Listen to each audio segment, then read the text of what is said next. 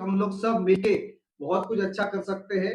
आप सब लोग जानते हैं वेस्टीज हमारे 2004 में स्टार्ट हुई कंपनी है और वेस्टीज में हमेशा एक चीज़ बताई है कि आप फ्रूटप्रिंट को फॉलो जो लोग सक्सेसफुल हुए हैं, तो सक्सेसफुल लोगों को यदि आप फॉलो करते जाते हो, तो डेफिनिटली हम सब लोगों को यहाँ पे दोस्तों सक्सेस मिल सकती है। हमको वेस्टीज ने यही प्रिंसिपल सिखाया है कि आपको और कुछ नहीं करना है। जो भी लोग यहाँ पे सक्सेसफुल हुए हैं, वही सक्सेसफुल लोगों को आपको दोस्तों फॉलो करना है। तो मैं आज यहाँ पे कुछ नई बात नहीं कराऊंगा। मैंने जो सीखा है वही चीजें आपके साथ मैं शेयर करूंगा। सबसे पहले मैं बात करूंगा तो मेरे पेरेंट्स, मेरे मम्मी और पापा जिनका बहुत बड़ा योगदान रहा है मेरी सफलता के पीछे और जिस तरह से उन्होंने मेरे को संवारा है, जो संस्कार मेरे को दिए हैं, आज उसी की बदौलत से मैं यहाँ पे दोस्तों सक्सेसफुल हुआ हूँ। उसमें भी मेरे पापा का बहुत बड़ा रोल है मेरे सक्सेस के पीछे। तो मैं सबसे पहले उनको याद कर रहा हूँ। दोस्तों मेरी बात करूँ तो मैं जब ये छोटा 6 महीने का था, तब तक मैं बहुत ही नॉर्मल था, लेकिन 6 महीने के बाद मेरे को एकदम बुखार आ गया और बुखार उतर नहीं रहा था। तो मेरे परिवार वाले लोगों ने एक डॉक्टर के पास मेरे को ले गए और डॉक्टर के पास लेके मेरे को एक इंजेक्शन दिलवाया और जब वापस घर पे आए, तो जो मैं ठीक-ठाक था, तो मेरा एक पैर प्रॉपर्ली ज़मीन पे नहीं रहता था। तो मेरी दादी माँ ने देखा, अड़ोसी-पड़ोसी लोगों ने देखा, तो उनको पता चला कि बच्चे को कुछ तकलीफ पैर उसका ठीक से नहीं हो रहा है। उसके बाद बहुत सारे डॉक्टर के पास जाने के बाद वो क्लियर हो गया कि मेरे को पोलियो था। मेरे I am the handicapped with right leg. मेरे राइट लेग से मैं हैंडीकैप्ड हूँ और ये डॉक्टर की गलती की वजह से मुझे ये गिफ्ट मिला। तो दोस्तों 6 महीने की उम्र से दुनिया के अंदर क्या चैलेंज होती है वो मेरे को गॉड गिफ्ट में मिली है। तो चैलेंज मेरे लिए कोई बड़ी बात नहीं बचपन से दोस्तों। दोस्तों मैं बड़ी बात करूँ मेरे लाइफ के अंदर, तो मैं जब 4th स्टैंडर्ड के अंदर था, तो 4th स्टैंडर्ड के अंदर ही मैंने एक अपना गुरु बना दिया था जिसका नाम है वॉल्ट डेविस। दोस्तों मैं करके दिया था जिसका नाम है वॉल्ट डेविस। दोस्तों 4th स्टैंडर्ड के अंदर एक चैप्टर आता था पढ़ने के अंदर, वहां पे वॉल्ट डेविस के बारे में बताया था। वॉल्ट डेविस एक ऐसे इंसान थे जिनके दोनों हाथ और दोनों पैर यानी चारों अंगों से वो हैंडीकैप थे। वो न चल सकते थे, ना हाथ से खा सकते, कोई भी काम नहीं कर सकते थे। उनको उठा के यहाँ से यहाँ मूव करना होता था। तो बहुत सारे डॉक्टर को दिखाने के बाद उनको पता चल गया उनके पेरेंट को कि डॉक्टर ने बोला है कि लड़का कभी भी अपने पैरों पे खड़ा नहीं हो पाएगा। लेकिन उन्होंने पेरेंट ने हमेशा वॉल्ट डेविस को ये प्रेरणा दी, उनको बताया है बेटा तू बहुत कुछ कर सकता है, बहुत कुछ कर सकता है। और 1959 में दोस्तों आपको बताना चाहता हूँ कि वॉल्ट डेविस ओलंपिक के अंदर हाई जंप के अंदर गोल्ड मेडल जीत के आए। तो उनके पेरेंट ने जो उनको मोटिवेट किया, जो हौसला दिया, वो हौसले की वजह से वो बच्चा जो चलना मुश्किल था, कभी भी अपने टांग पे खड़ा नहीं हो सकता है, वही बंदे ने ओलंपिक जैसी गेम के अंदर दोस्तों गोल्ड मेडल जीता। तो वो लेसन पढ़ने के बाद मेरे माइंड में कहीं न कहीं ऐसे आ गई कि ये दुनिया के अंदर कुछ भी संभव है। मैं चाहूँ वो कर सकता, मैं भी खुद हैंडीकैप था और वो लेसन को पढ़ के मेरे अंदर 4th स्टैंडर्ड के अंदर वो एक चीज़ चली कि दुनिया में मैं सब कुछ कर सकता हूँ। मैंने कभी भी अपने आप को हैंडीकैप नहीं माना। दोस्तों बहुत बड़े सक्सेसफुल लोग भी बोलते हैं कि आप आपकी जो मानसिकता वही वास्तविकता होती है। आप मेंटली हार जाने नहीं चाहिए। तो दोस्तों ये 4th स्टैंडर्ड के अंदर मेरे को ये समझ में आया। दोस्तों मैंने बीएससी किया और बीएससी के बाद मुझे गवर्नमेंट में प्राइमरी हेल्थ सेंटर के अंदर जॉब मिल रही थी, लेकिन मैंने उसको मना किया कि मुझे वो नहीं करना है। मुझे सूरत के अंदर एक बहुत बड़ी कंपनी है क्रिप्को, जो सेमी गवर्नमेंट है, वहां भी जॉब मिल रहा था। लेकिन मेरे पापा ने बोला तुमको एमएससी करना है, तो मैं एमएससी करने के लिए गया और वो कंपनी की जॉब को भी छोड़ा और फिर मैंने एमएससी करने का सोचा। दोस्तों मैं एमएससी 96 के अंदर पार्ट 1 के अंदर पास हो गया अच्छे मार्क के साथ, लेकिन मुझे लगा कि मेरे मार्क्स शायद कम हैं, इसलिए मैंने पेपर को रीओपन करवाया क्योंकि मेरे परसेंटेज जो होने चाहिए वो नहीं थे और मैंने पार्ट 2 की पढ़ाई स्टार्ट कर दी और मेरा जो पार्ट 1 का रीओपन का जो रिजल्ट था वो जनवरी महीने के 1997 के अंदर आया और उसमें बताया गया कि मैं वहां पे दोस्तों फेल था। यानी मैं पार्ट 1 में पहले तो पास था, लेकिन मैंने पेपर खुलवाने के बाद मैं वहां से दोस्तों फेल हो गया। तो फिर मैंने बहुत फाइट किया यूनिवर्सिटी के सामने कि भाई साहब मैं तो पास था, आप लोगों ने रिजल्ट मेरे को लेट दिया तो मैं क्या करूं।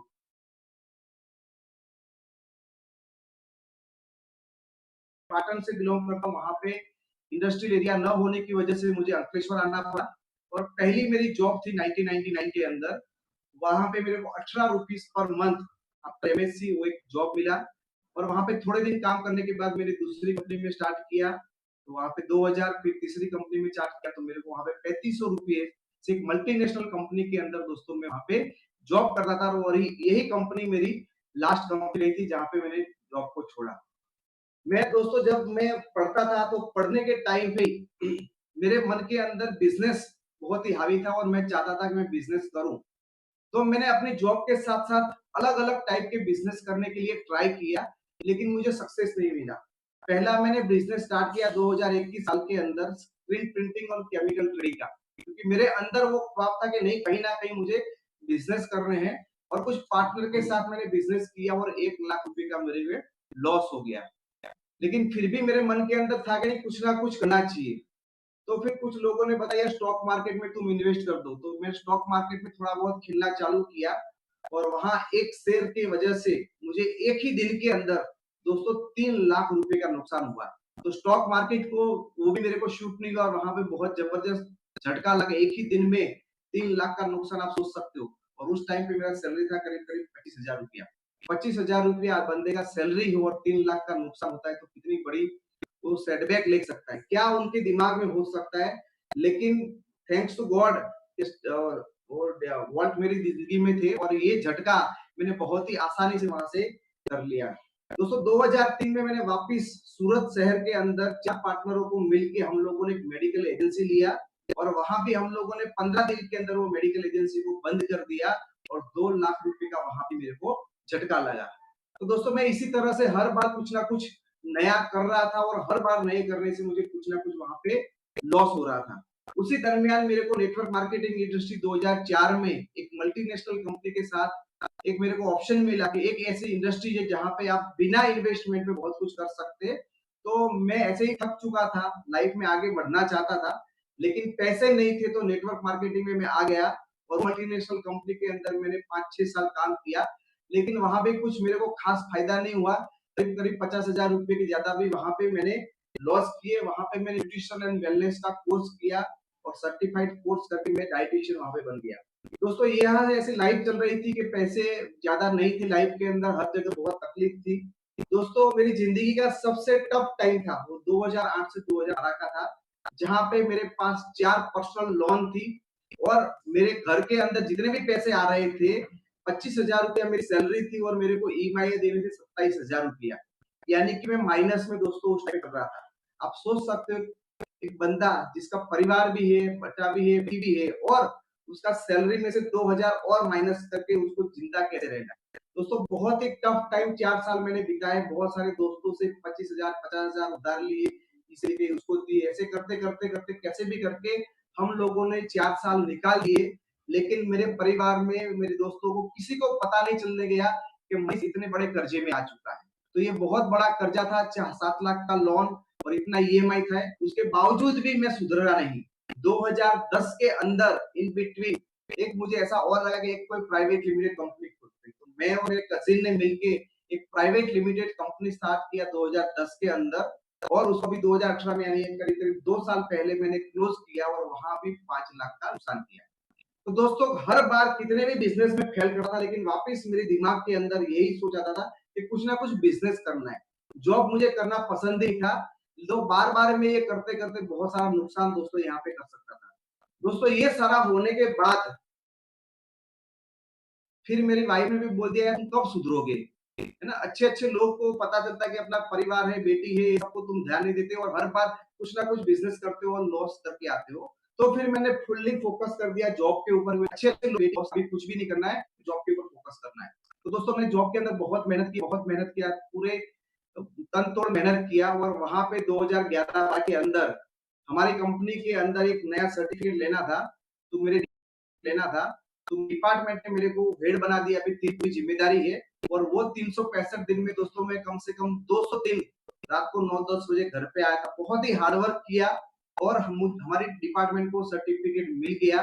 तो मेरा पूरा डिपार्टमेंट, एचआर डिपार्टमेंट सब लोग मेरे से खुश थे, बोला तूने बहुत अच्छा रिस्पॉन्सिबिलिटी निभाया है, तेरा इस महीने इस साल का प्रमोशन पक्का है। तो मैंने मेरी वाइफ को भी घर आके बता दिया कि भाई अभी तो हम लोग मैनेजमेंट में चले जाएँगे, गाड़ी स्पेशली घर पे लेने के लिए आएगी, अलग से कैंटीन रहेगा, सब कुछ अलग लग्ज़री लाइफ़ हो जाएगी।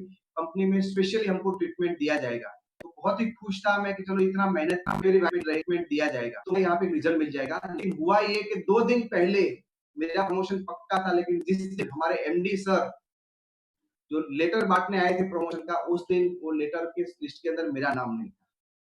मेरी जगह पे मेरा कलीग जो था उसका नाम उसके अंदर आ गया था, जो बीएससी था और मैं एमएससी था। तो मैं बहुत ही नर्वस हो गया, घर आके मेरी वाइफ को बोला कि भाई हमारा टाई टाई फिश हो गया, इस बार हमको प्रमोशन नहीं मिला, हमारी वजह से हमारे जो साथ में थे वो भाई साहब को मिल गया। फिर मैंने 2 दिन जाके बता चेक किया कंपनी के अंदर कि क्यों हुआ ऐसा। तो मेरे जो कलीग थे उसने मेरे एचओडी को बताया कि मनीष तो ऐसे होशियार है, आपको इतना अच्छा परफॉर्मेंस दे रहा है, he is good communication in English, समझदार भी है, तो अगले साल उसको प्रमोशन दे देगा और ये जो बंदा है आपका सब कुछ जो भी बोलोगे वो सब कुछ करने के लिए तैयार है, आप उनको प्रमोशन दे दीजिए।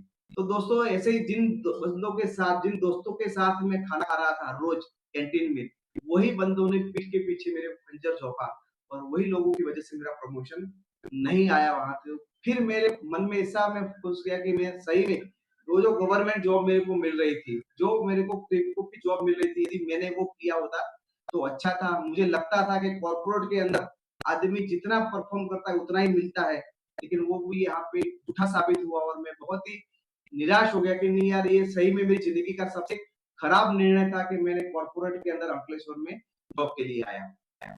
लेकिन फिर दोस्तों मैं वहां से हिम्मत नहीं आ रहा, करता गया। 14 साल की मेरी पूरी जॉब का जो टाइम था उसके अंदर 30,000 रुपीज मेरी सैलरी चल रही थी। 3 ट्रेडिशनल मैंने बिजनेस कर चुका था और 8 लाख रुपए का 9,000 रुपीज मेरी सैलरी चल चुका था और 8 लाख रुपए का नुकसान करके 4 लाख का नुकसान और नेटवर्क मार्केटिंग में करीब करीब 1 लाख रुपए का मैं नुकसान नहीं बोलूंगा, लेकिन इन्वेस्टमेंट कर चुका था। तो सर ये था कि कुल मिला के 39 साल 39 साल का ये कुल मिला के मेरा हिसाब ये था कि मेरे पास एक फटा टूटा एलएमएल वैसा था और ये मेरी मर्सिडीज थी दोस्तों, क्योंकि ये 16 किलोमीटर पर लीटर के हिसाब से एवरेज देती थी और ये भी मेरे पापा ने लाके दिया है। मुझे सर दोस्तों आपसे बताने में मेरी मर्सिडीज मुझे सर दोस्तों आपसे बतानी हो रही कि मैं एक ऐसा बंदा हूँ जिसके सर के ऊपर हमेशा काले अक्षरों से लिखा गया था कि ये हमेशा ये आदमी नाकामयाब है, जिंदगी के अंदर कुछ भी नहीं करेगा। क्योंकि मेरा ये स्कूटर भी मेरे पापा ने दिया था। मेरे घर के अंदर टीवी है, फ्रिज है, पूरा मकान जो मैं रह रहा हूँ सब कुछ मेरे पापा ने लाके दिया था। मेरे घर में ऐसी कोई 2,000 रुपए की चीज नहीं थी जो मैंने लिया था। इवन मेरे घर में जो एयरटेल का कनेक्शन है केबल टीवी का, वो भी मेरे पापा ने लाके दिया था। तो आप सोच सकते हो मेरी इज्जत क्या होगी मेरे परिवार के अंदर, मेरे दोस्तों के अंदर, मेरे समाज में। मैं एक समाज के अंदर बोझ रूप था। मेरे परिवार बोलता था ये बंदा जिंदगी के अंदर कुछ भी नहीं कर पाएगा और मुझे मजबूरन आप देख सकते हो ये स्कूटर के ऊपर टैप लगाया हुआ है। तो मैं एक ग्लास बदलने की मेरी औकात नहीं थी और ऐसी मेरी लाइफ दोस्तों जा रही थी। मेरे घर के अंदर मैंने कुछ भी कोई बड़ी चीज दोस्तों नहीं लिया था। 39 की एज में दोस्तों 15 साल मैंने अपने जॉब में कंप्लीट किए थे। 13 लाख रुपए का लॉस कर चुका था मैं यहाँ से। मेरी डॉटर 12 साल की थी और मेरा लड़का 3 साल का था और यहाँ पे वो कदार पे दोस्तों मैं खड़ा था। जॉब मेरी चलती और मेरी प्राइवेट लिमिटेड कंपनी भी चल रही जहाँ कोई भी हमने प्रॉफिट नहीं किया, सारी चीजें लॉस में जा रही थी। दोस्तों उसी दरमियान में मेरे लाइफ में एक चमत्कार आया, टर्निंग पॉइंट हुआ। मैंने एक नया माइक्रोमैक्स का ये मॉडल लिया 40T वाला फोन और पुराने फोन से मैंने सिम उस फोन में डाले तो मुझे बहुत सारे ऐसे नंबर मिले जिनके कॉन्टेक्ट नंबर तो थे लेकिन नाम नहीं सेव थे। तो वन बाय वन में सबको कॉल कर रहा था। उसी में एक बार मैंने फोन लगाया और फोन किया, बोलो यस सर कौन बोल रहे हो? तो सामने वाले ने बोला भाई साहब तुमने फोन किया, बोलना तुम कौन बोल रहे हो? तो मैंने बोला सर मेरा नाम है मनीष पटेल, अंकलेश्वर से बोल रहा हूँ। और वो सामने वाला जो बंदा था उसने बोला मैं चिराग पंड्या बोल रहा हूँ अहमदाबाद से। तो धीरे-धीरे उनको भी रिकॉग्नाइज़ हुआ और मुझे भी रिकॉग्नाइज़, हम एक-दूसरे को पहले से जानते थे। तो फिर उन्होंने अपने मोबाइल में वो सामने मैच हुआ और उन्होंने मेरे मोबाइल नंबर में मोबाइल के अंदर उनका नंबर सेव कर लिया और 15 दिन के बाद उनका वापस फ़ोन आता है कि मैं सूरत साइड आ रहा हूँ, क्या मिल सकता हूँ? मैंने बोला सर मेरी जॉब के अंदर सुबह से लेके रात तक मोबाइल अलाउ नहीं है। तो मैं शाम को 6 बजे छूटूँगा, उसके बाद ही आपको मिल पाऊँगा। तो वो शाम के बाद मेरे घर पे आए और फिर हम लोगों ने वेस्टीज बिजनेस का एक प्रेजेंटेशन देखा, उनका प्लान देखा और हमारा प्लान करीब-करीब साढ़े 3 घंटा चला था और मुझे बहुत ही अच्छा लगा कि ये बिजनेस सही में मुझे करना चाहिए और मैंने ऑन द स्पॉट वही क्षण पे एक निर्णय ले लिया कि यदि मुझे ज़िंदगी के अंदर मेरे सर के ऊपर जो काला टीका लगाया है कि मैं एक अनसक्सेसफुल इंसान हूँ, उसको मुझे निकालना है तो मुझे वेस्टेज करना पड़ेगा दोस्तों। तो मैंने रातों-रात वही डिसीजन लिया कि मैं वेस्ट करूँगा। सर को मैंने फॉर्म भर दिया, पेमेंट दे दिया, प्रोडक्ट भी ले लिया और उसी रात से मैं बिज़नेस को दोस्तों स्टार्ट किया और बहुत ही एक अच्छा मैंने काम किया कि उनके पास जितने भी वीडियो थे डिसीजन दे दिया और बहुत ही एक अच्छा मैंने काम किया कि उनके पास जितने भी ले लिए और मुझे अभी भी याद है चिराग सर मेरे घर से रात को 12 बजे यहाँ से निकले थे अंकलेश्वर से। उनकी वो स्विफ्ट डिज़ायर कार लेके आए थे। 12 बजे वो घर से जैसे गए मैंने पेन ड्राइव लगाया टीवी के अंदर और जितने भी वीडियो थे वो सारे के सारे वीडियो मैंने देख लिए और सारे प्रोडक्ट के वीडियो देखने के बाद मैं रात को 2 बजे सोया और सुबह 7 बजे मेरे एक दोस्त को बुला लिया घर पे और सबसे पहला प्लान 7 बजे मैंने खुद लिया। मेरी अपलाइन यहाँ से अहमदाबाद यानी 200 किलोमीटर दूर थी और पहला ही ज्वाइनिंग मैंने 8 बजे सुबह किया और पहले महीने में 75 लोगों का मैंने दोस्तों यहाँ पे ज्वाइनिंग किया। फर्स्ट मंथ का पूरा काम करने के बाद जो मेरा इनकम आया था दोस्तों 400 रुपया आया 400। सेकंड मंथ का इनकम आया 8,900 फिर 5,000 6,000 5,000 7,000 और 9,800 ऐसे 7 महीने की इनकम कुल मिला के 43,000 के करीब-करीब हुई। तो जिंदगी में जो मनीष पटेल 2000 की चीज नहीं ले पाया था, वेस्टेज की बदौलत अपने खुद के कैश रुपये से विदाउट लोन मैंने यहाँ से दोस्तों एक्टिवा खरीदा। दोस्तों आपको लगता है एक्टिवा में क्या बात कर रहे हैं? दोस्तों मेरे पास तो जो फटा-टूटा स्कूटर था तो मेरे लिए एक्टिवा भी बहुत बड़ी बात थी दोस्तों। तो ये मेरा जिंदगी का सबसे पहला खरीदी था जिसको आप बोल सकते हैं मैंने खुद के पैसों से दोस्तों लिया था। उसके बाद ये बिजनेस को हम लोग और सीरियस करते गए और हम लोग भरूच डिस्ट्रिक्ट के सबसे पहले यहाँ पे कार अचीवर बन गए। सर दोस्तों ये 1.5 साल के 1.5 ईयर के अंदर हम लोगों ने एक्टिवा भी अचीव किया और कार भी अचीव किया। तो जो बंदा पहले स्कूटर के ग्लास को बदलने के लिए कैपेबल नहीं था, वो बंदा आज यहाँ पे दोस्तों कार लेके घूम रहा है। उसके बाद दोस्तों बात करूँ तो फरवरी 2017 में वेस्टीज की ओर से मैं और चिराग सर और बहुत सारे मित्रों के साथ हम लोग पहली अबू धाबी और दुबई की फॉरेन टूर पे मैं दोस्तों गया और वो फॉरेन टूर जाने के बाद इतना मजा किया इतना एंजॉय किया फिर मैंने आने के बाद तुरंत डिसीजन ले लिया कि मुझे अभी जॉब नहीं करना है। यस फ्रेंड्स तब मेरा सैलरी करीब करीब 50,000 था कंपनी के अंदर और वेस्टीज के अंदर मेरा आ रहा था इनकम 30,000 फ्रेंड्स के अंदर मेरा आ रहा था इनकम 30,000 इनकम थी और 50,000 रुपया मुझे सैलरी आ रहा था। लेकिन उसी टाइम पे ऑन द स्पॉट मैंने डिसीजन लिया कि मुझे जॉब नहीं करना है और 31/3/2017 वो मेरी जिंदगी का आखिरी दिन था। उस टाइम पे मैंने जॉब किया है और आप देख सकते हो ये सारे मेरे कलीग्स है मेरे एचओडी जो मेरे सेंड ऑफ पार्टी दे रहे थे उसके बाद मेरी जिंदगी में कभी किसी के लिए नौकरी नहीं किया।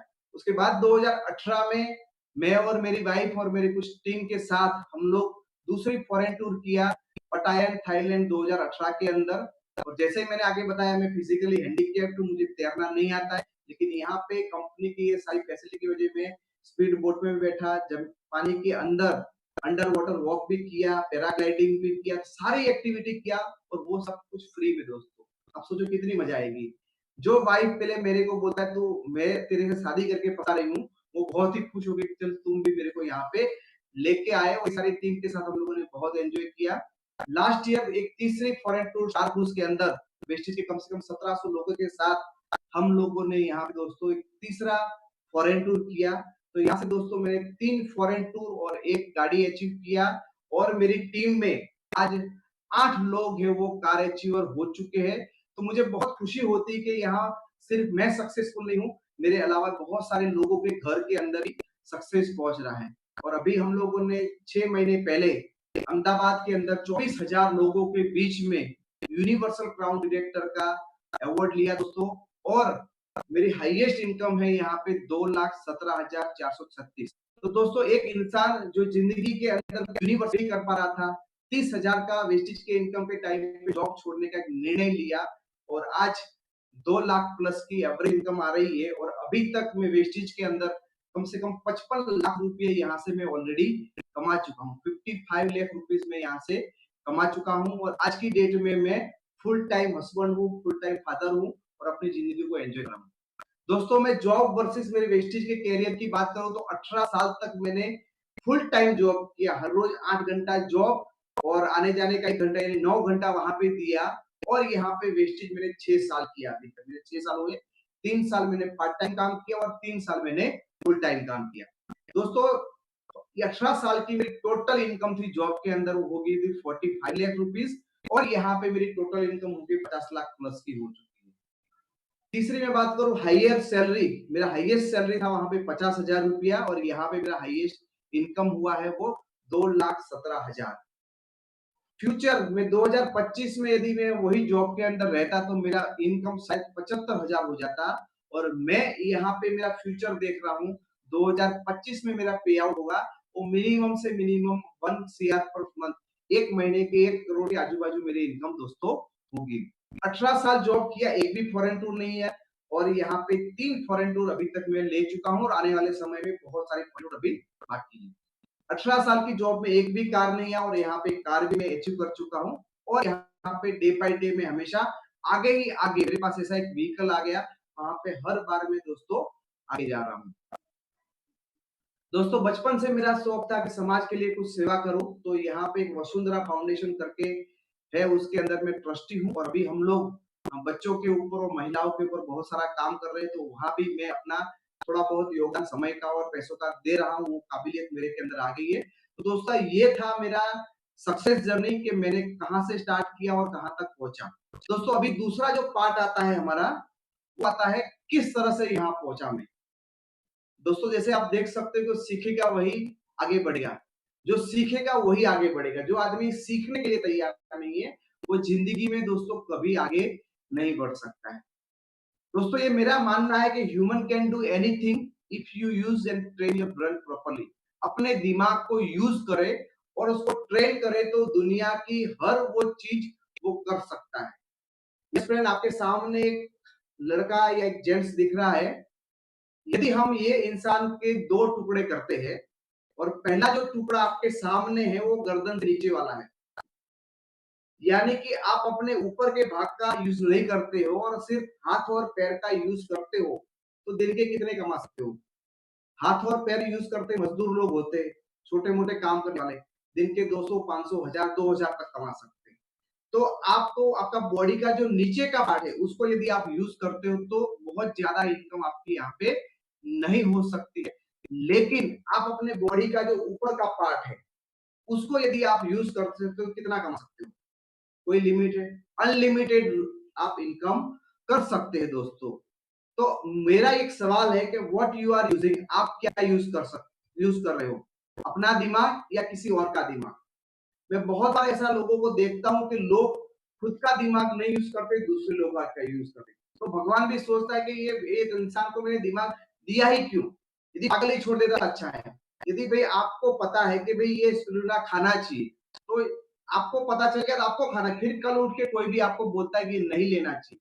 आपको पता चल चुका है कि वेस्टीज एक बहुत ही बढ़िया कंपनी है, आपको ये क्लियर हो चुका है, तो किसी और की बात आप सुनते हो, उसका मतलब ये हो गया कि आप अपना दिमाग नहीं यूज करते हो, किसी और का दिमाग यूज कर रहे हो। तो मेरा आप सब लोगों के सवाल है, आज से आप नोट करिए कि आप खुद का दिमाग यूज करते हो या दूसरे का रिमोट कंट्रोल बन चुके हैं, दूसरे लोग रिमोट कंट्रोल से आपको चला रहे हैं। खास ध्यान रखना है दोस्तों आपको। दोस्तों, और थोड़ा सा आप अपने दिमाग पे और हमको थोड़ा जोर देना है दोस्तों, सब लोगों को। ये बहुत ही जबरदस्त एक्टिविटी है, शायद यहाँ से आपकी दोस्तों लाइफ बदल सकती है। मेरा ऐसा मानना है कि इस दुनिया में असंभव कुछ भी नहीं है। ये दुनिया में असंभव कुछ भी नहीं है। हम वो सब कर सकते हैं जो हम सोच सकते हैं। हम वो सब कर सकते हैं जो हम सोच, ऐसा मानते हैं जो हम हम वो सब सोच सकते हैं जो आज तक हमने नहीं सोचा।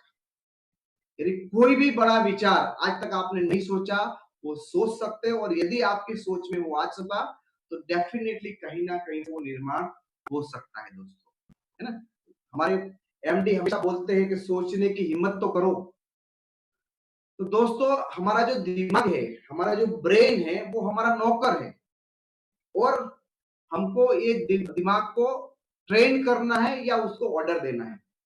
दोस्तों, मैं आप सब लोगों को ये पूछना चाहता हूँ, आपके घर पे कोई ना कोई काम वाली बाई या कोई ना कोई सर्वेंट या आपके बिजनेस के ऊपर कोई ना कोई नौकरी करने वाला बंदा आता है, तो क्या उसको आप बहुत संभाल के रखते हो क्या?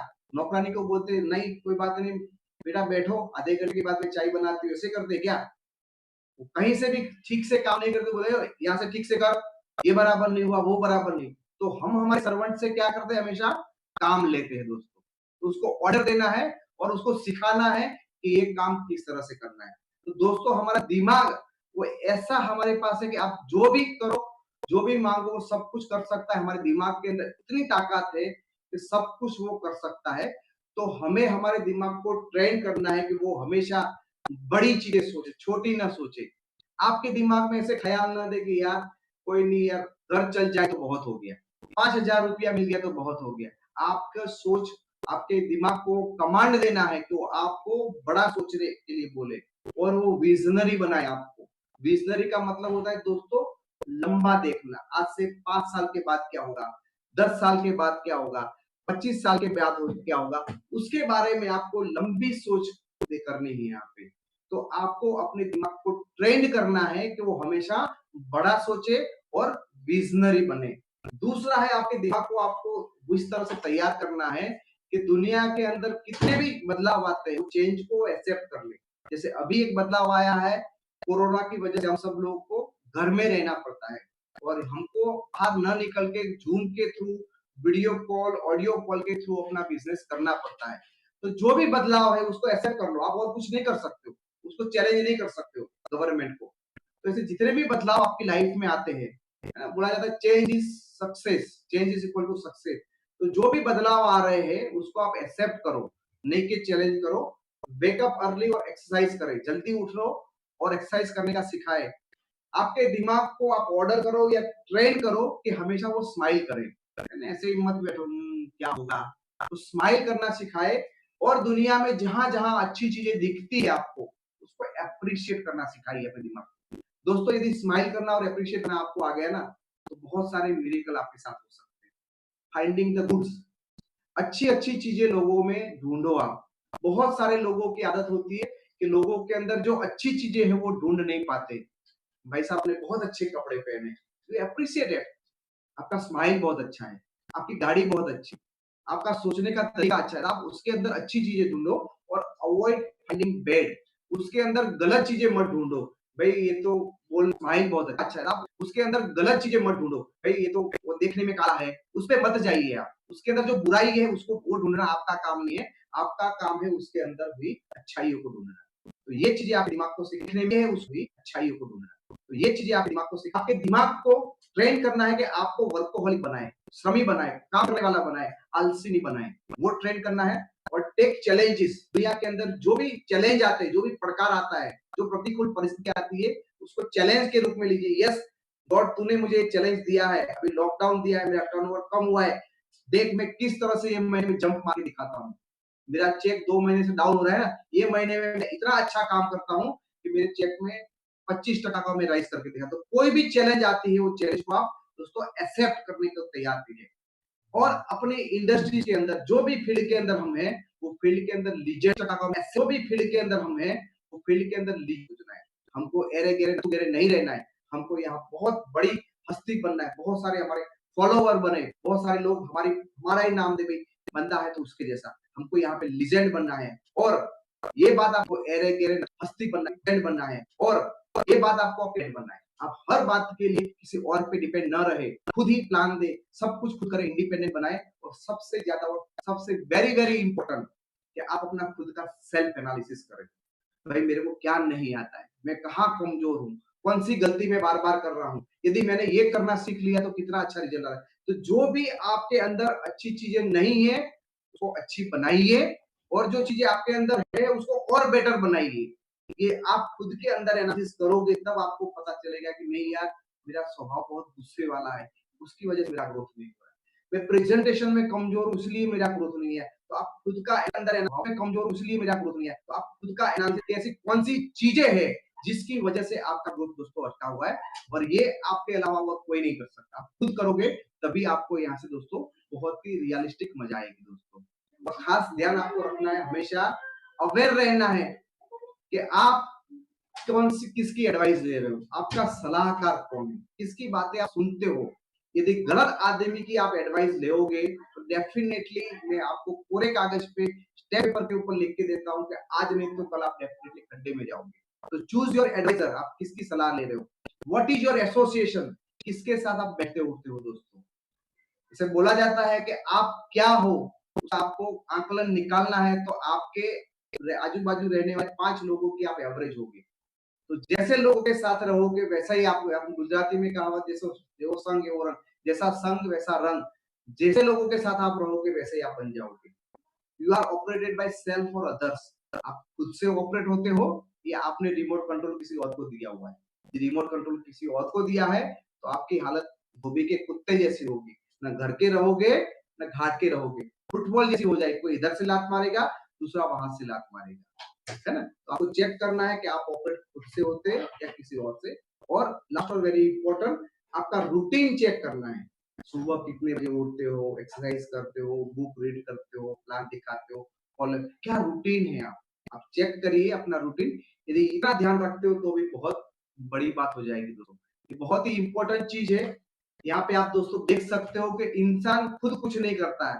आज सुबह उठना, एक्सरसाइज करना, प्लान लेना, जो भी भाग दौड़ी जो भी करना है, मूवी देखना है, समोसे खाने, वड़ा पाव, वो जो भी एक्टिविटी करता है वो खुद नहीं करता है, उसका दिमाग करवाता है। तो जितना अच्छी तरह से आप अपने दिमाग को ट्रेन करोगे उसी तरह से आपकी एक्टिविटी दोस्तों यहाँ पे कन्वर्ट हो जाएगी। तो मेन इंपॉर्टेंट होता है दोस्तों आपका दिमाग। दोस्तों यहाँ पे मैंने लिखा है क्लैरिटी, आप देख सकते हो एक कार का एक विंडो, साइड ग्लास है, और एक ग्लास के अंदर आप देखते हो यहाँ पे पूरा परफेक्ट क्लियर दिखता है, और लेफ्ट साइड वाले में कुछ भी क्लियर नहीं दिखता है ना।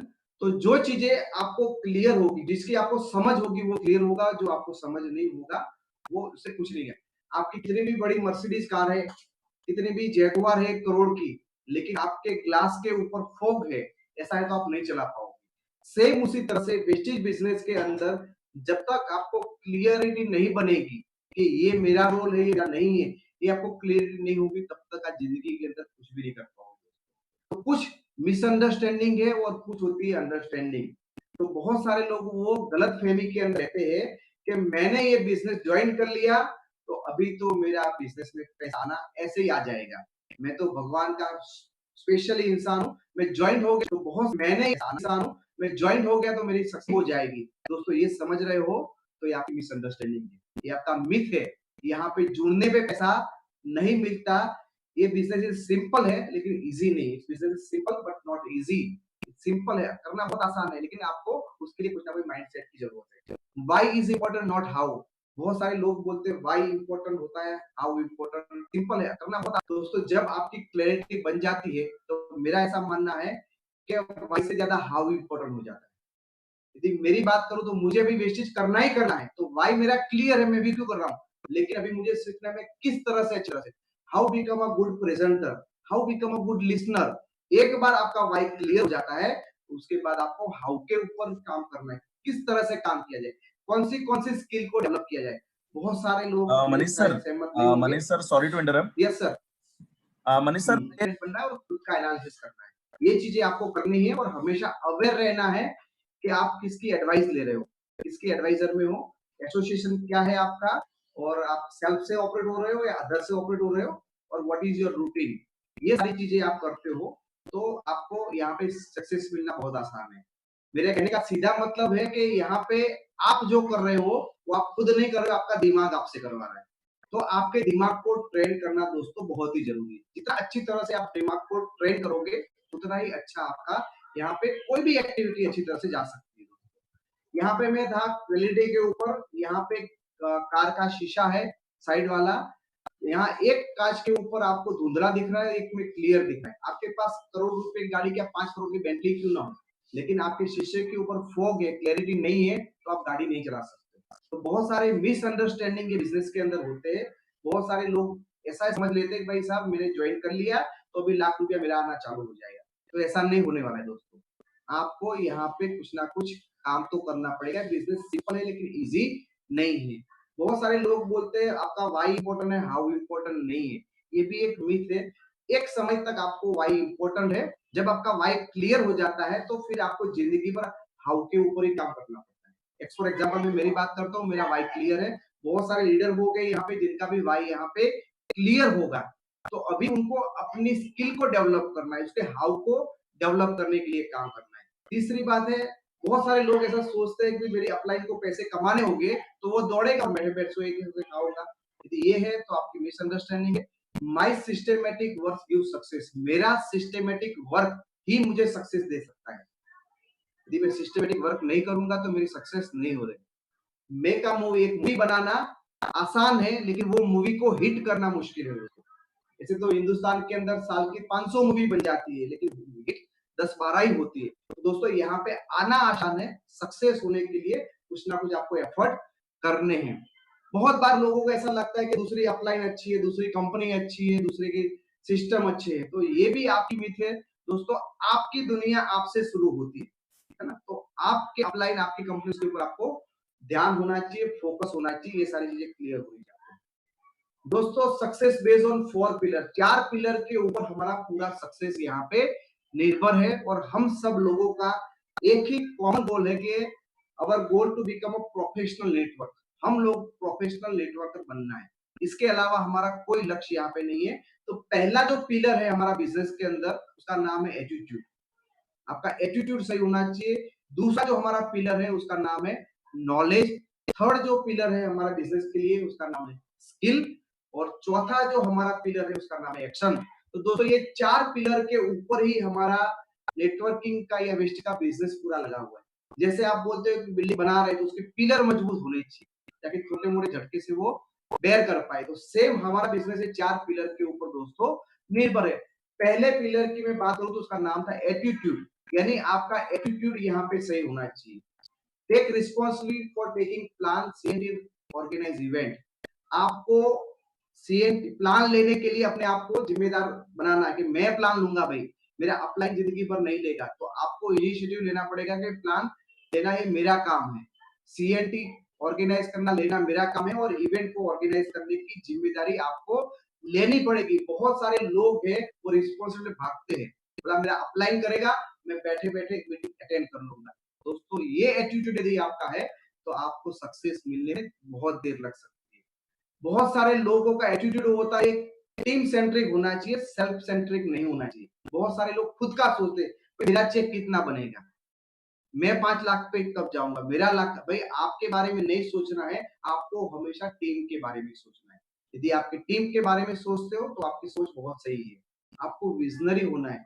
मान लो कि ये लॉकडाउन के अंदर आपके 1-2 महीने चेक थोड़े लोअर भी हो गए, डोंट वरी, 2025 में तो हमारा सुनहरा भविष्य होने वाला है। लॉकडाउन खुलने के बाद तो हम एक शेर की माफिक बाहर निकलने वाले हैं, तो वहां बहुत अच्छा बिजनेस होने वाला है।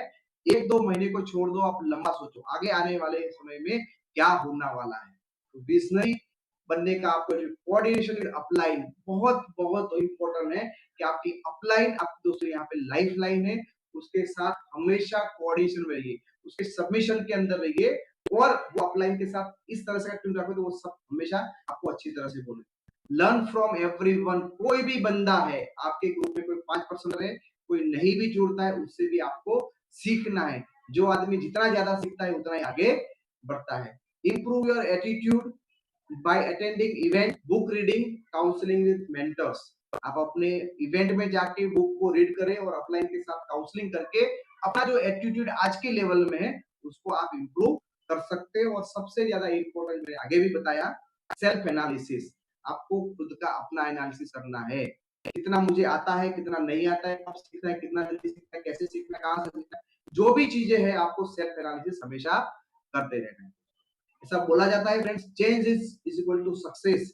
जितना आप अपने आप को चेंज करोगे उतना ही आप सक्सेस हो जाओगे। तो एटीट्यूड के अंदर change your attitude to become a professional. एक प्रोफेशनल होने के लिए अपने एटीट्यूड को प्रोफेशनल मैनर पे लेके जाइए। एक प्रोफेशनल किस तरह से कपड़े पहनता है, किस तरह से बातें करता है, कैसे अपनी टीम को हैंडल करता है, ये सारा एटीट्यूड आपको सीखना है। दोस्तों सेकंड पिलर है हमारा नॉलेज। नॉलेज नहीं है आपके पास तो कहीं भी आप पप्पू बन जाओगे, है ना? कोई भी बोलेगा भाई ये क्या है, बातें तो बहुत बड़ी बड़ी करता है लेकिन कुछ आता तो नहीं है। तो दोस्तों आपको प्रोडक्ट्स, प्लान और प्रोफाइल, कंपनी के प्रोडक्ट्स के ऊपर, प्लान के ऊपर, कंपनी के प्रोफाइल के ऊपर आपको थॉरोली सब कुछ आना जरूरी है। आपको ये बेसिक्स जो रिक्वायर्ड है वो आना चाहिए। दूसरी बात है कि हमारे कॉम्पिटिटर मार्केट में कौन कौन सी कंपनियां चल रही है, कैसे कैसे प्लान है, उसके बारे में भी थोड़ी बहुत इंफॉर्मेशन दोस्तों आपके पास होनी चाहिए, क्योंकि कोई ना कोई नेटवर्कर मार्केट में आपको मिलेगा तो उसको आप मुंह तोड़ जवाब दे सकते हो और अपनी टीम को भी प्रोटेक्ट कर सकते हो। तो इसलिए आपको अदर नेटवर्क मार्केटिंग कंपनी का भी पता होना जरूरी है। सक्सेस पैटर्न और फेलियर पैटर्न, क्या करने से सक्सेस मिलती है और क्या करने से आप फेल हो जाते हो, वो भी आपको उसका भी नॉलेज होना चाहिए। इतना इतना काम हो रहा है, अभी मेरी ये टीम है वो मीटिंग्स में नहीं आ रही है, तो आपको तुरंत क्लिक होना चाहिए कि ये फेलियर पैटर्न पे आ रही है मेरे लिए, तो उस पे किस तरह से काम करना है, मतलब उसके डेप्थ में जाके काम करना है। तो जो भी आपको सक्सेस कैसे मिलती है, फेलियर कैसे होता है, उसके बारे में आपको पता होना चाहिए। हमारी इंडस्ट्री नेटवर्क मार्केटिंग इंडस्ट्री का स्ट्रॉन्ग पॉइंट क्या है कि भाई हम वर्क फ्रॉम होम घर से काम कर सकते हैं, विदाउट इन्वेस्टमेंट हम काम कर सकते हैं, हम यहाँ पे अपनी फाइनेंशियल सिक्योरिटी मरने के बाद भी हमारी इनकम को कर सकते हैं, कोई हमारे पास ओवरहेड खर्चे नहीं, कोई स्टाफ नहीं है। तो ये सारे जो हमारे स्ट्रॉन्ग पॉइंट है हमारी इंडस्ट्रीज के, वो आपको लोगों को बताने होते हैं, वो हमेशा मुंह पे आपके होने चाहिए। नॉलेज टू जज अदर्स नॉलेज, बहुत बड़ी बात है कि आपको इतना भी नॉलेज होने वाला होना चाहिए कि सामने वाले में कितना नॉलेज है, उसी हिसाब से आपको दोस्तों बात करनी है। और सबसे ज्यादा इंपॉर्टेंट, जितना भी आपके पास नॉलेज है वो आपके दिमाग में रह के सड़ न जाए। जैसे एक अनाज को आप पड़े रखते हो थोड़े दिन के तो खराब हो जाता है, सेम उसी तरह से आपका जो नॉलेज है वो आपके पास ही पड़ा रहेगा तो वो सड़ जाएगा, खराब हो जाएगा। तो हमेशा ध्यान रखिए कि आपका नॉलेज है वो डेली यूज हो जाए, कुछ ना कुछ वो पे काम होना चाहिए। वापिस मैं आपको याद दिलाऊंगा, change is equal to success. आप चेंज जितना हो पाओगे उतना ही आप सक्सेस हो जाओगे। तो यहाँ पे नॉलेज के लिए upgrade your knowledge level to become professional, आपको हमेशा अपने नॉलेज के लेवल को अपग्रेड करना है और आप बेटर और बेटर प्रोफेशनल नेटवर्कर बनना है। तीसरे पिलर पे दोस्तों आते हैं हम लोग स्किल। सर आपके पास नॉलेज है, आप स्किल के ऊपर अच्छा बोल सकते हो, नेटवर्क मार्केटिंग इंडस्ट्रीज के ऊपर बहुत जबरदस्त आपके पास नॉलेज है, लेकिन आपको बोलना ही नहीं आता तो क्या करेंगे सर। तो skill is very very important. तो यहाँ पे अलग टाइप की स्किल होती है। पहला होता है प्रोस्पेक्टिंग स्किल, किस तरह से किसी को अप्रोच किया जाए, वो स्किल आपको सीखना बहुत जरूरी है। आपके पास नॉलेज है लेकिन आप लोगों को प्रोस्पेक्टिंग ही प्रॉपर नहीं कर पा रहे तो आपको सक्सेस जितना चाहिए उतना नहीं मिलेगा। दूसरा होता है यहाँ पे इनविटेशन स्किल, लोगों को कैसे इनवाइट किया जाए हमारे इवेंट के अंदर, हमारे ओपन मीटिंग के अंदर, जूम मीटिंग के अंदर। तो इनविटेशन स्किल भी होना बहुत जरूरी है। आपने इनविटेशन दे दिया, उसके बाद आपको प्रेजेंटेशन स्किल भी आना चाहिए, किस तरह से प्रेजेंटेशन लेना है। पहले हम प्रोजेक्टर के ऊपर प्लान ले रहे थे, यदि कहीं प्रोजेक्टर नहीं मिल रहा है, कोई पावर का प्रॉब्लम आ गया, तो आपको व्हाइट बोर्ड के ऊपर भी प्रेजेंटेशन लेना आना चाहिए। भाई अभी तो व्हाइट बोर्ड पे भी नहीं ले सकते, प्रोजेक्टर पे भी नहीं ले सकते, तो आपको जूम के ऊपर प्लान लेना आना चाहिए। आपको प्रेजेंटेशन स्किल होनी बहुत जरूरी है। उसके बाद को क्लोजिंग स्किल, जो आदमी को आपने प्लान बताया है उसको किस तरह से आपको जोड़ना है, उसकी भी स्किल आती है, वो भी सीखना जरूरी है। और ये बंदा ज्वाइन नहीं होता है तो किस तरह से हमको फॉलो लेना है, वो भी स्किल आपको बहुत जरूरी है। और एक नेटवर्क बनने के बाद बहुत सारे आपके ऑब्जेक्शंस आते हैं, बहुत सारे लोगों के सवाल होते हैं, तो आपके अंदर ऑब्जेक्शन हैंडलिंग स्किल होना भी बहुत जरूरी है। और सबसे इंपॉर्टेंट है आपकी टीम को ट्रेन करने की स्किल भी होनी चाहिए। यदि आपके पास 50, 100, 200 लोगों की टीम है तो टीम को किस तरह से आपको ट्रेन करना है। वापिस मैं बोलूंगा, change is equal to success. तो आपकी जो भी स्किल है उसको अपग्रेड करिए आप और नए लेवल की स्किल आप डेवलप करिए और आप एक अच्छे प्रोफेशनल नेटवर्कर बन जाएंगे। चौथा पिलर जो हमारा है दोस्तों वो एक्शन। इतना सब कुछ करने के बाद, ये सब कुछ होने के बाद यदि हम लोग एक्शन नहीं ले रहे, कर्म ही नहीं करते, तो हमारा रिजल्ट जीरो होगा। तो यहाँ पे क्या क्या एक्शन लेना है, एक तो डेली आपको लिस्ट को अपडेट करना है, आपका जो प्रोस्पेक्टिंग लिस्ट है उसको अपडेट करना है। डेली प्लान प्रेजेंट इंडिपेंडेंटली करना है, ऐसा नहीं कि अपलाइन अपलाइन तू आ मैं दिखा मैं देखता हूँ, ऐसा नहीं। आपको डेली प्लान लेना है, डेली लिस्ट को अपडेट करना है और डेली आपको इवेंट को प्रमोट करना है। यदि आपके शहर में कोई सेमिनार है, भले अगले महीने है, लेकिन आपको हर रोज वो इवेंट को यहाँ पे प्रमोट करना है। डेली प्रोड्यूस करना है, हमेशा प्रोड्यूस करना है। डेली बुक रीडिंग और ऑडियो वीडियो सुनना है, हमेशा बुक रीड करना है और ऑडियो वीडियो सुनना है। डेली फॉलोअप लेना है अपनी टीम का, और जिन लोगों को अपने प्लान दिखाया उनका भी डेली आपको फॉलो करना है। Daily work for mental and physical fitness, खास याद रखो कि आपकी फिजिकल फिटनेस और मेंटल फिटनेस के लिए हर रोज कुछ ना कुछ काम आपको करना है। दोस्तों यहाँ भी change is equal to success. आप अपग्रेड योर एक्शन, पहले आप 2 प्लान ले रहे तो 3 प्लान कैसे ले? पहले आपको सिर्फ 1 टू 1 मीटिंग आ रहा था, अभी होम मीटिंग कैसे सीखोगे? तो अपने आप को अपग्रेड करते रहना है, जितना आप अच्छी तरह से एक्शन लोगे उतना ही आप सक्सेस हो जाएगा। दोस्तों ये सेशन के एंड की तरफ हम लोग जा रहे हैं। हाउ अवर नेटवर्क कैसा होना चाहिए? और दुनिया में सारे नेटवर्क का एक ही जवाब होगा कि यदि आपको बड़ी इनकम कमानी है, तो आपका नेटवर्क भी बड़ा होना चाहिए। मैंने कहीं भी ऐसा नहीं देखा है कि जिनका नेटवर्क 100 लोगों का है और उनकी इनकम आ रही है 5 लाख रुपए, कभी नहीं आएगी। आपको बड़ी इनकम के लिए आपका नेटवर्क हमेशा बड़ा होना चाहिए। दूसरी बात है balance network is equal to balance income. यदि ये महीने में 1 लाख रुपए का चेक आ गया, अगले महीने 20,000 रुपए, क्यों? क्योंकि आपका नेटवर्क बैलेंस नहीं है। एक महीने में चला था, दूसरे महीने में शायद नहीं चल रहा है। तो नेटवर्क को बैलेंस करना है। यदि हमको हर महीने एक रेगुलर अच्छी इनकम चाहिए, तो आपका नेटवर्क बैलेंस होना भी बहुत जरूरी है। और तीसरा और very very important, auto mode network. आपका नेटवर्क है वो ऑटो मोड पे होना चाहिए। आप डंडा लेके दौड़ो पीछे और वो फिर भागे, ऐसा है तो वो नेटवर्क ऑटो मोड पे नहीं है। यदि आपका नेटवर्क ऑटो मोड पे है, सारे लोग खुद प्लान ले रहे हैं, खुद मीटिंग में जा रहे हैं, खुद परचेज कर रहे हैं, तो दोस्तों आपको नेटवर्क का जो मेन बेनिफिट है कि आपको फाइनेंशियल फ्रीडम, फाइनेंशियल सिक्योरिटी आपको मिलेगी। आप काम नहीं करोगे तो भी आपको इनकम मिल सकता है दोस्तों। तो बड़ा नेटवर्क करने के लिए आपको रिक्रूटमेंट हर लेग के अंदर होना चाहिए, एंटायर टीम के अंदर। बहुत सारे लोगों के अंदर क्या होता है, एक लेग के अंदर ही ज्वाइनिंग होते हैं, वो नहीं चाहिए। आपको हर एंटायर आपकी पूरी टीम के अंदर भी होना चाहिए। एसटीपी डेली होना चाहिए, आपकी टीम में प्रोडक्ट नॉलेज होना चाहिए, स्ट्रॉन्ग फॉलो करते होना चाहिए। आपको टाइम मैनेजमेंट, क्योंकि आपकी टीम बड़ी हो गई है तो कितने लेग को कितना टाइम देना है, कहाँ-कहाँ सपोर्ट करना है, तो टाइम मैनेज करना पड़ेगा। मेंटेन प्लानर, आपका प्लानर मेंटेन करना है, कल मुझे इसको मिलना है, परसों उसको है, कल इतने को कॉल करना है, तो प्लानिंग आपका परफेक्ट होना चाहिए। और वेरी वेरी इंपॉर्टेंट, कल मुझे क्या करना है वो आज रात रेडी होके रहना बहुत जरूरी है। पहले 90 दिन के अंदर आप बहुत अच्छी तरह से लोगों से काम करवा सकते हो। तो पहले 90 दिन के अंदर आपको बहुत ही क्रूशियल होते हैं हर एक नेटवर्कर के लिए, तो उसमें वो आपका डिस्ट्रीब्यूटर, उसको प्रोडक्ट बना देना है, उसका कोई ना कोई इनकम आ जाए, उस तरह से हमको काम करना है ताकि वो अच्छा करे, उसके कुछ कस्टमर डेवलप कर जाए और या उसकी टीम बन जाए, तो वो बंदा हमारे से खुश हो जाएगा और कोई ना कोई रिजल्ट मिल जाए उसको। बोला यार जॉइंट पेन के अंदर अच्छा हो गया, तो ये डेवलप स्टोरी हो गया। और इंक्रीज प्लांट टेकर इन टीम, टीम के अंदर प्लांट टेकर बढ़ाना, इतना आप 90 दिन में कर पाए तो ये नेटवर्कर है, जो नया डिस्ट्रीब्यूटर वो अच्छा नेटवर्कर बन सकता है। दूसरी बात आती है balance network is equal to balance income. आपका नेटवर्क बैलेंस होना चाहिए, ऐसा नहीं होना चाहिए भाई मेरी एक ही लेग चल रही है और साइड वॉल्यूम नहीं हो रहा है। तो आपका time management in different leg बहुत अच्छा होना चाहिए।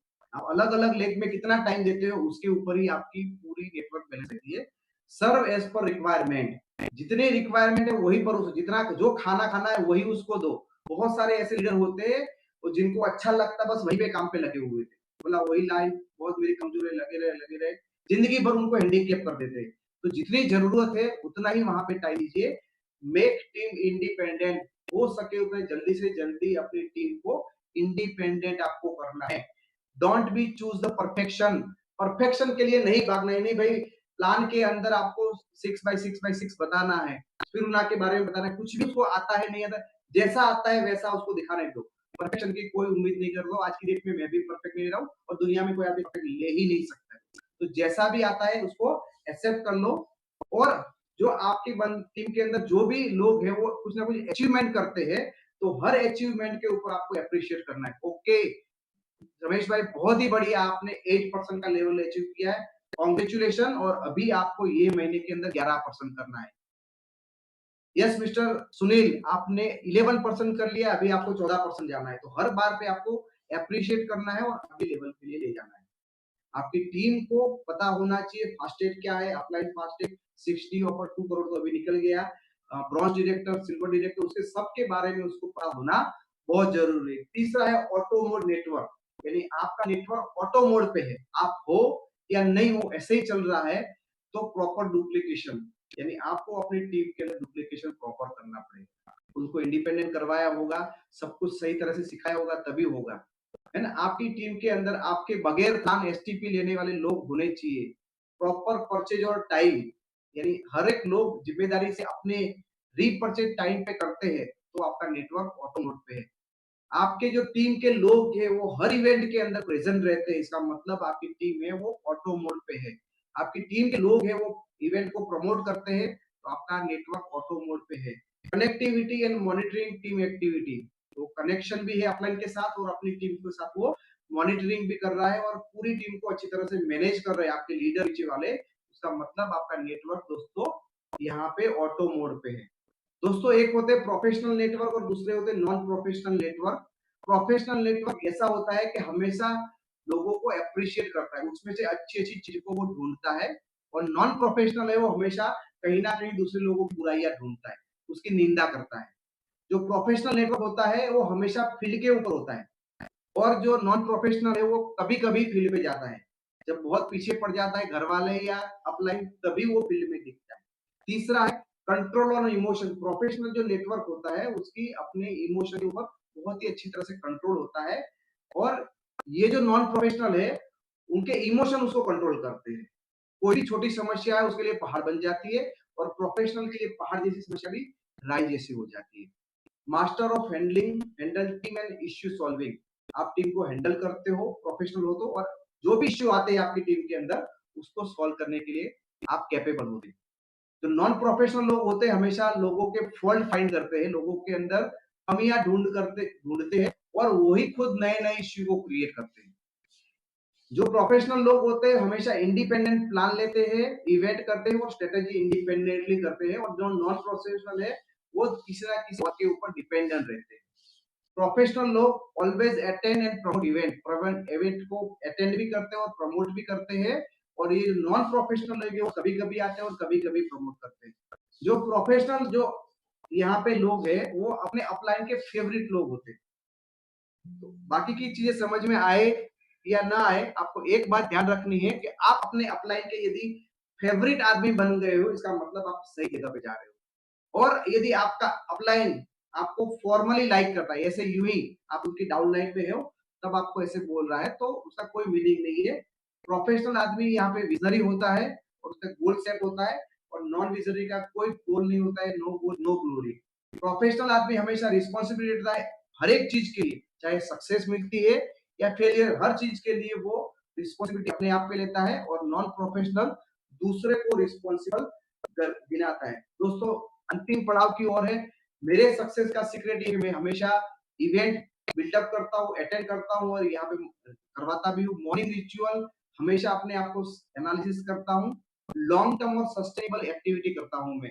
जो लॉन्ग टर्म के लिए सही है वही एक्टिविटी करता हूँ, शॉर्ट टर्म के लिए कुछ भी नहीं करता हूँ। कंटिन्यू न्यू रिक्रूटिंग, नया रिक्रूटिंग करता हूँ। बिल्ड नेटवर्क और रिमोट एरिया, दूर दूर एरिया में यहाँ पे नेटवर्क बिल्ड करता हूँ। Master of Henle adverse situation, कोई भी उल्टा सीधा टीम के अंदर हो जाता, बाहर कुछ भी होता है उसको हैंडल करना, और हमेशा होपफुल आशावादी बना रहता हूँ। Start work independent from first day, पहले दिन से मैं इंडिपेंडेंट काम करना दोस्तों सीख गया था। दोस्तों ये लास्ट स्लाइड है हमारी। नदी में गिरने से कभी किसी की मौत नहीं होती। नदी में गिरने से कभी किसी की मौत नहीं होती। मौत तो तब होती है जब तैरना नहीं आता है। मौत तो तब होती है जब तैरना नहीं आता है। ठीक उसी तरह परिस्थितियां कभी भी हमारे लिए समस्या नहीं बनती। ठीक उसी तरह परिस्थितियां कभी भी हमारे लिए समस्या नहीं बनती। समस्या तो तब बनती है जब हमें परिस्थितियों से निपटना नहीं आता है। Thank you very much.